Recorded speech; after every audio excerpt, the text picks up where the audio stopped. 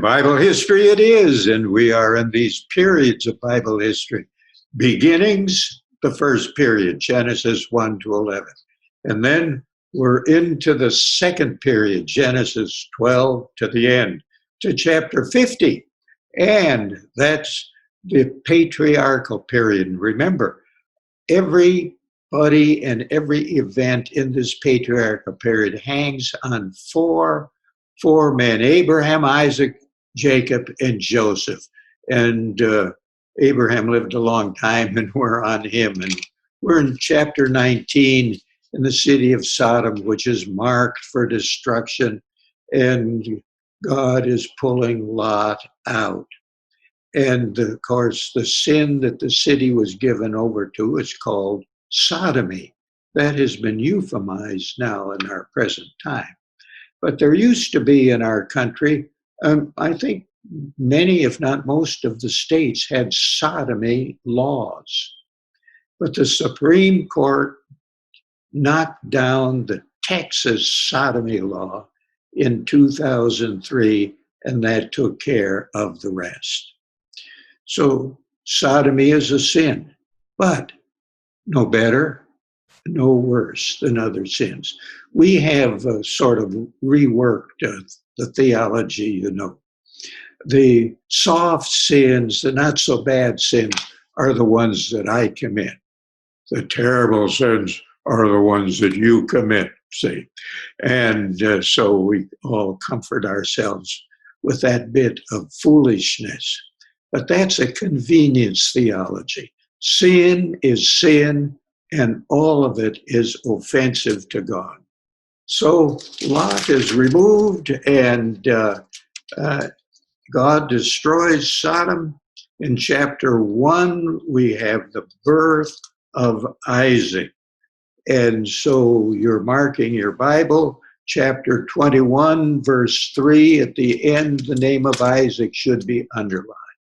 And Abraham is 100 years old when his son Isaac was born. And then, of course, something else. Our Arab friends say, you know, the land belongs to us because we're descended from Abraham. Abraham is our father. But you need to look at Genesis 21, verse 12. Through Isaac shall your offspring be named.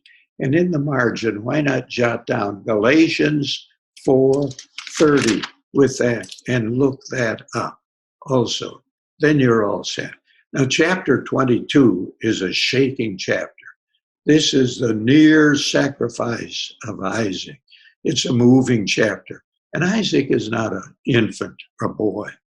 He's 20 years old at this time. And they take this trip, and God provides the ram for the sacrifice. Now we're in chapter 23. Sarah lived 127 years, and she died. So this is Abraham's wife, Sarah. You have Abraham, his father Terah, his wife Sarah, the handmaiden Hagar, her son Ishmael, from whom the Arabs come. And she is buried, chapter 23, verse 9, in the cave of Machpelah. The cave is still there. It's in the city of Hebron, which is about 12 miles south of the city of Jerusalem. And there is a mosque built over the cave of Machpelah. And notice the text keeps talking about the land, verse 12, the land, verse 13, the land, and it's all there. Chapter 24, oh, this long and beautiful chapter about the marriage of Isaac and Rebekah. And he gets actually a wife here now. So you have Isaac and his wife, Rebekah. A long chapter on marriage, a beautiful chapter. So there's a lot in the Bible about marriage. Genesis 1, it's one man and one woman. Genesis 24. And then the Song of Solomon is all about marriage again. And Matthew 19 and 1 Corinthians 7, Ephesians chapter 5. There's a lot in the Bible about marriage. We should not be confused about it. And so we're to chapter 25, and Abraham, after Sarah dies, takes another wife. Keturah, underline that, verse 1. And of course, Abraham lives to be, verse 7, 175 years old. And then it says he dies. He's off the scene. Buried again with his wife in the cave of Machpelah, which is at Hebron. Now, before we leave this chapter, you have the birth of Isaac and Rebekah's sons, twins, Jacob and Esau. And so, and you read at the end how, though Esau was the firstborn, he checked out of responsibility, sold his birthright to his son. Then we're to chapter 27, where God is working, and Isaac is 137 years old, blind, and at this time, it's Jacob who comes and gets the blessing from him while Esau is still out hunting.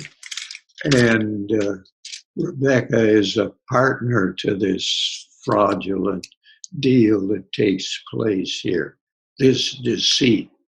And Esau is terrorized, of course, and is on to Jacob, who has to flee chapter 28 for his life. And he comes to a place and has this vision of angels going up and down. Jacob now is 77 years old.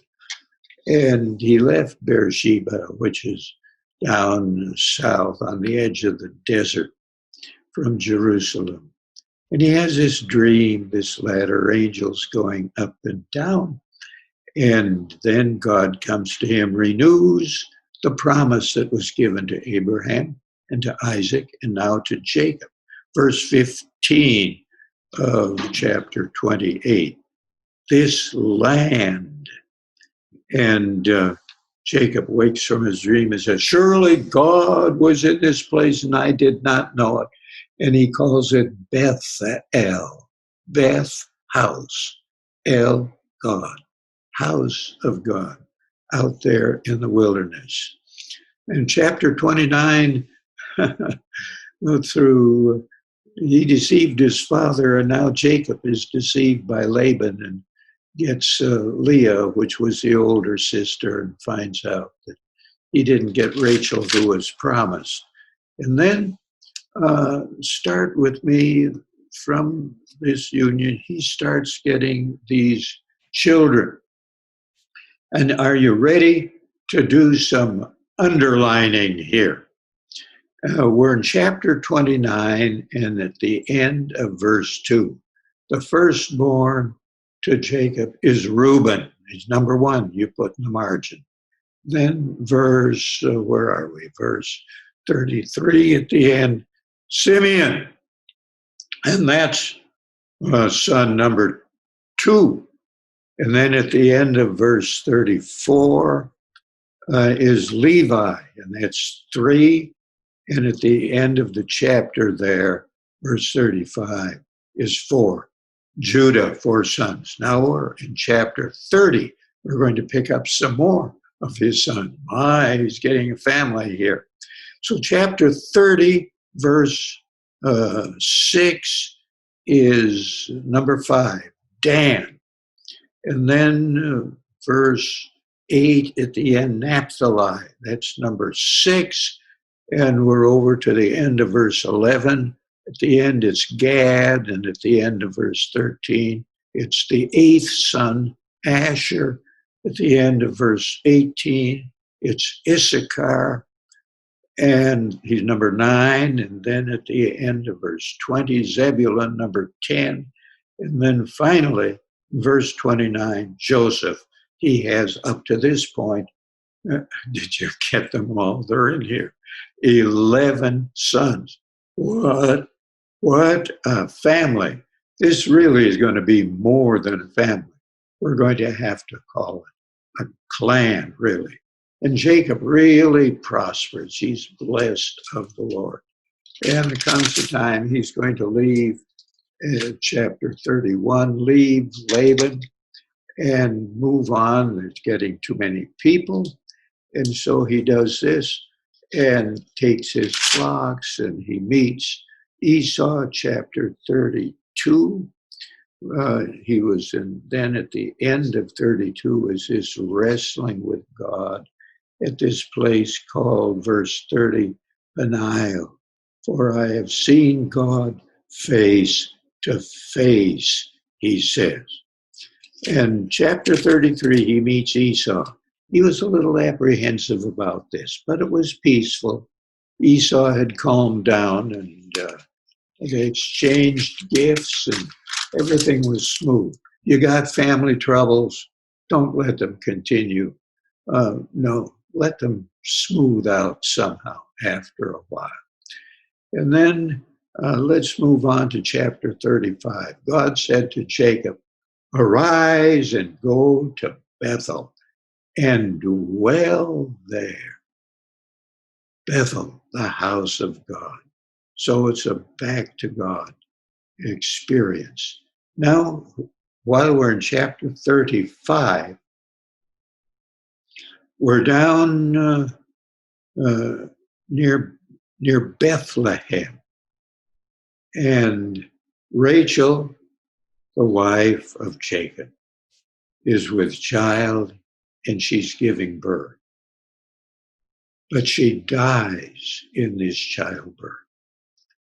Chapter 35, verse 18.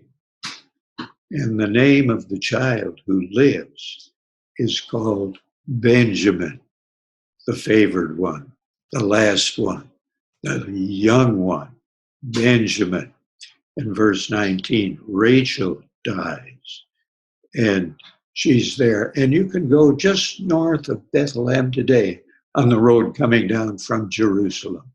You are shown the tomb of Rachel, maybe, and that her bones lie there. Now, at the end of chapter 35, at the end of verse 32, it says, the sons of Jacob were 12. And we name them all, and we put by, and here come the names again in verse 23 and 24, 25. So if you missed when we were going through these, you have them all here at the end of chapter 35, so you don't miss it. Now, Esau's descendants are given in chapter 36. Chapter 36. Now, when we come to 37, chapter 37, we're winding down the end of this book. And we said, of course, that everybody and every event is tied with 4 people: Abraham, Isaac, Jacob, Joseph. And now we're to Joseph. These 4 are the patriarchs. And this is the patriarchal period, we call it, because of the patriarchs. Genesis chapter 12 down to the end. Now, from here to the end of the book, the drama centers on Joseph. He is the star. For some reason, Joseph was a favorite of his father. Not good. Try and treat your kids equally. Do your best at it. But he had singled out Joseph, and Joseph had a special coat, a coat of many colors, a coat, the sleeves came down to his ankles, to his wrists, and the coat down to his ankles. It was the kind of coat that a prince would have. And of course, he loved to walk around in this and show it off. That's just in us somehow. But because of that, his brothers hated him. And then he had those dreams. Now, it was okay to have the dreams, but the mistake was the sheaves bowing down to him, the sun and the moon and the stars bowing down to him. His brothers despised him, hated him. And if only they could get their hands on that Joseph and take care of him, but Jacob watched out for him. Now, as we move through the book here, we find that in chapter 37, they found a way to get rid of Joseph. He was home, the daddy's favorite, and he sent to his brothers to check on them where they're tending the flocks, where they were vast, tremendous wealth here. And they sold him. This caravan of Arabs is coming along. And by the time they're gone, Joseph is gone too. So they take his cloak, that wretched colored cloak, and dip it in an animal blood, show it with the dried blood on it to their father, who mourns his heart out. And of course, Joseph ends up sold again in the Egyptian slave market to Potiphar, the captain of the imperial guard for Pharaoh. And then comes chapter 39. He's really a handsome guy. And when they come here, and he's in the house of Potiphar, it's Potiphar's wife who's after him.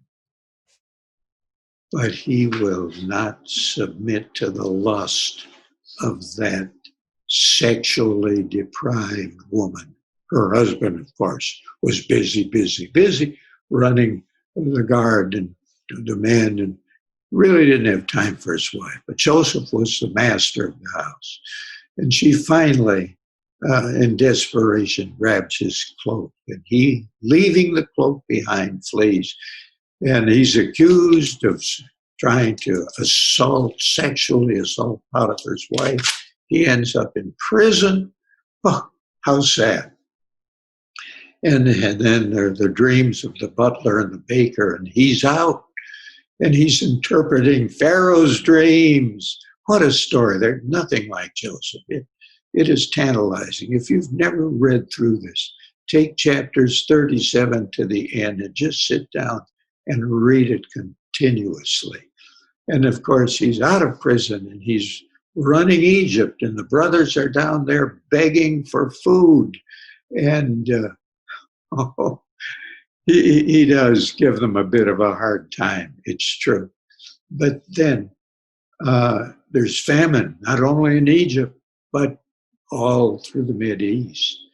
And his brothers are down begging food so they don't starve.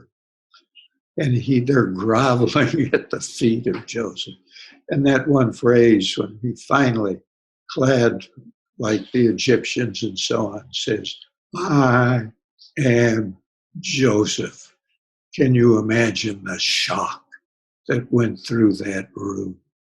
But before the book of Genesis closes and we wrap up this patriarchal period, all the Jews, the whole clan, Jacob, all his sons, their wives, their kids, they're all down in Egypt where there's food.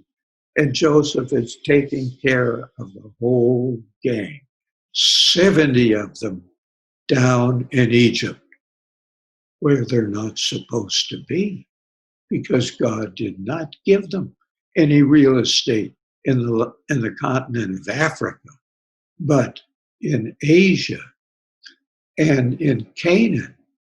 And so we've got a problem now.